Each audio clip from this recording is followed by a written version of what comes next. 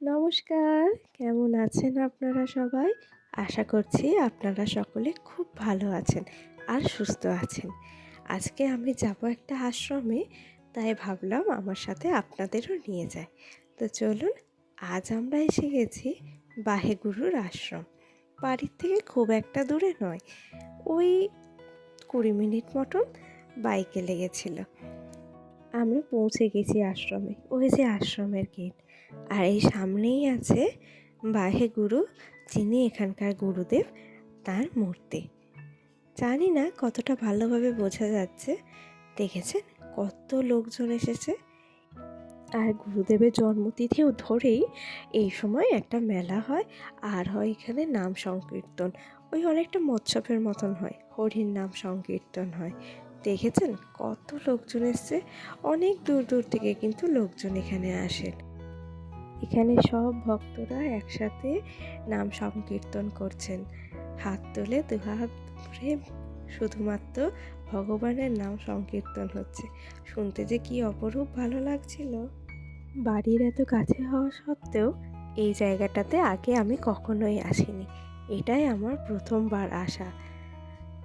বেশ ভালো লাগছে কিন্তু, তাই ভাবছিলাম যে বাড়ির এত কাছে তবু আগে কেন আসিনি।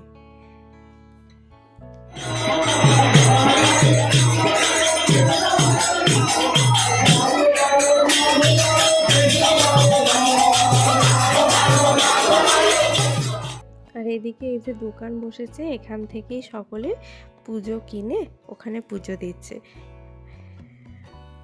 প্রচুর লোকজন এসেছে। আর এর সাথে সাথে এখানে হচ্ছে আবির খেলা। ওই ভগবানের পায়ে দেওয়া আবির এখানে খেলা হচ্ছে। বেশ ভালো লাগছিল জানেন। দেখুন কত লোকজন এসছে। আর এই যে এখানে হচ্ছে মালসা ভোগ।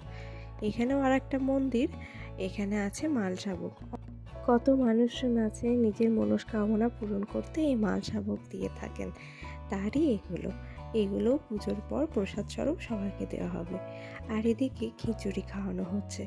এই একটাই জায়গা যেখানে মানে উঁচু নিচু ভেদাভেদ বাদ দিয়ে ঠাকুরের স্থানে খিচুড়ি খাওয়া হয়। চলুন আশ্রমটা আপনাদের একটু ভালো করে দেখায়। খুব মনোরম পরিবেশ, চারিদিকটা গাছপালায় ঘেরা, এত ভালো লাগছিল।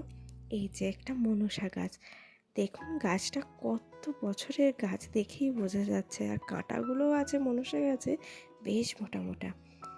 জানি না এর আগে ভালোভাবে দেখতে পেয়েছেন নাকি, তাই এখন একটু ফাঁকা ছিল বলে গুরুদেবের মূর্তিটা আপনাদের ভালো করে দেখিয়ে দিলাম। তো চলুন, মিষ্টি মুখের সাথে সাথে আজকে ব্লগটা এখানেই শেষ করছি। সবাই ভালো থাকবেন, সুস্থ থাকবেন আর খুব হাসি খুশি থাকবেন। আমার ব্লগ ভালো লাগলে একটা লাইক করে দেবেন।